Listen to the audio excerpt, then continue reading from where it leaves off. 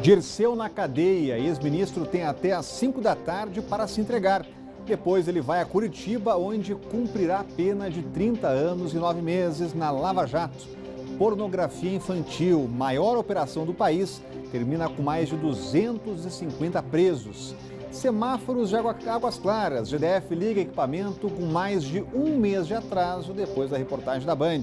Mas mudanças não agradam muito. Olá, eu sou Rodrigo Orengo e começa agora o Band Cidade, primeira edição.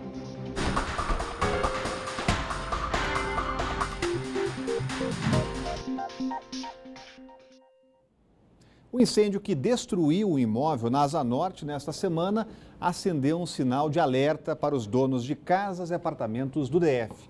Segundo o levantamento da Federação Nacional de Seguros Gerais, menos de 15% das residências brasileiras contam com cobertura contra tragédias. É o que você acompanha agora na reportagem. Desde que Sandra comprou o primeiro imóvel há mais de 30 anos, ela não abriu mão de ter seguro residencial. Dá segurança, né? A gente nunca está preparado para um roubo, né? Um assalto. Mas sabendo que vai ter uma cobertura, você fica chateado, mas vai receber. Em 2006, a casa dela foi assaltada. Apesar do susto, ela se sentiu aliviada quando a seguradora repôs os objetos furtados. Ele cobriu o arrombamento, né? Mandou colocar os vidros e a fechadura que arrebentou, chamaram um chaveiro. E a bicicleta, a gente comprou uma outra bicicleta e eles pagaram. Ter seguro residencial ainda é exceção. No Brasil, menos de 15% dos donos de imóveis contratam o serviço. O detalhe é que existe uma lei que obriga prédios e condomínios a ficarem assegurados, mas a cobertura vale apenas para áreas comuns e estruturais. Na segunda-feira, o incêndio no apartamento duplex da 110 Norte deixou mais de 90 pessoas desalojadas. O prédio tinha seguro, mas o apartamento, que ficou totalmente destruído, não. Este advogado adianta que, mesmo assim, existe possibilidade de ganho de causa na justiça. Sem dúvida, a obrigação de ser claro e contundente com relação a todas as cláusulas do contrato, especialmente as de exclusão de responsabilidade, é do agente, do corretor e da seguradora. Eles são obrigados a prestar essa informação. Não é o consumidor, o segurado, que deve prever, né, na sua imaginação quais seriam as hipóteses em que não cobriria ou eventualmente cobriria. E aí é o momento em que, com certeza, é possível de se discutir judicialmente para obrigar a seguradora a pagar a indenização.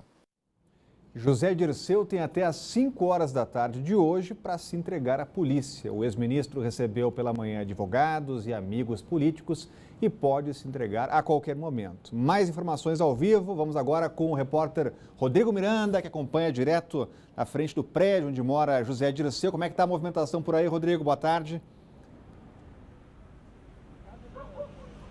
Boa tarde, Orengo. Boa tarde a todos que acompanham o Band Cidade, primeira edição. A movimentação aqui em frente ao prédio onde José Dirceu mora é grande. A imprensa está acompanhando desde o início da manhã toda essa movimentação que começou cedo. O deputado distrital Chico Vigilante esteve aqui no início da manhã, subiu, falou com a imprensa antes de subir, passou cerca de uma hora com José Dirceu lá no apartamento e depois foi embora. Agora há pouco, um dos advogados de José Dirceu também esteve aqui, não falou com a imprensa, subiu, passou pouco tempo e foi embora. O que chama a atenção é que o carro que buscou esse advogado foi embora e voltou agora há pouco, há cerca de 10 minutos vazios, e foi direto para a garagem. A informação que temos aqui é que existe a possibilidade de José Dirceu se entregar à Polícia Federal por volta de 1h da tarde, mas isso não é oficial ainda, então estamos aqui no aguardo. Vamos atualizar a situação dele. Ele teve o último recurso negado pelo Tribunal Regional Federal da 4ª Região, que se manifestou a favor da execução provisória da pena. Agora, com os recursos aí de segunda instância esgotados, a 13ª Vara Federal expediu um mandado de prisão contra ele. Ele responde pelos crimes de corrupção passiva, lavagem de dinheiro e pertinência à organização criminosa. Ele vai cumprir aí cerca de 30 anos de prisão.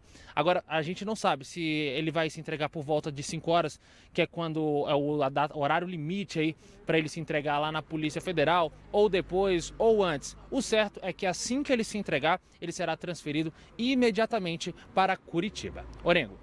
Obrigado, Rodrigo. Continua acompanhando a movimentação. Cláudio Humberto, o caminho realmente agora é o cumprimento da pena. Exatamente. Ninguém deve esperar de José Dirceu alguma atitude boba como aquela do Lula, de se esconder, de ficar evitando, postergando o início do cumprimento da pena. É um guerrilheiro, é um sujeito que, quando esteve preso já no Mensalão e também agora, já mais recentemente, no Petrolão, ele foi um preso muito colaborativo, digamos assim, com o ambiente da prisão. Ele participava de todas as iniciativas que são solicitadas dos presos, de manter a prisão limpa, asseada, etc. Ajudava na biblioteca, ajudava na cozinha. Enfim, é uma dessas pessoas que parecem ter o fatalismo assim, muito presente na sua vida. Há uma sentença a ser cumprida e ele vai fazer isso e vai se apresentar no momento adequado à justiça, como determinou a juíza de execuções penais. E a Polícia Federal concluiu que a senadora Gleisi Hoffmann, presidente do PT, foi beneficiada com desvios de dinheiro do Ministério do Planejamento. Isso foi na época em que o marido, Paulo Bernardo, era ministro.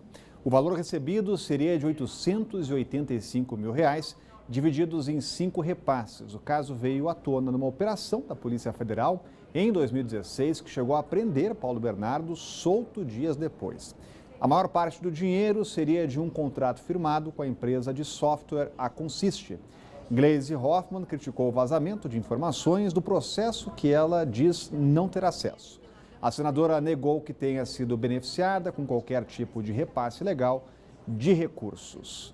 Cláudio Humberto, um caso que avança aí na justiça. Exatamente. Olha, tanto a senadora, que é a atual presidente nacional do Partido dos Trabalhadores, quanto seu marido, o ex-ministro Paulo Bernardo, responde a esta e a outras acusações. A situação da senadora é muito difícil, não apenas nesse caso específico, é um novo caso, mas principalmente no caso anterior, que está na iminência de ser julgado. Depois de concluído o julgamento do deputado Nelson Meurer, lá na segunda turma do Supremo Tribunal Federal, o caso seguinte deve ser a da senadora Gleisi Hoffmann. É possível, inclusive, que antes mesmo da eleição de outubro, ela já esteja condenada à prisão por conta das acusações de corrupção passiva e também de lavagem de dinheiro, que ela aqui responde no primeiro caso. Fala do racionamento aqui que continua e hoje tem rodízio na Asa Norte e Noroeste, também em Vila Planalto e algumas quadras da Asa Sul.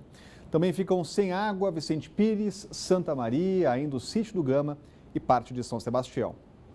E fechado desde março, depois de um desmoronamento de terra, o Parque do Cortado, em Taguatinga, continua sem previsão para ser aberto novamente. Enquanto o problema não é resolvido, frequentadores desavisados vivem frustrados com a falta de opção. Amanda é fotógrafa. Ela saiu de Ceilândia para fazer um álbum de família em Taguatinga, no Parque Lago do Cortado. Só que ao chegar ao local, a decepção.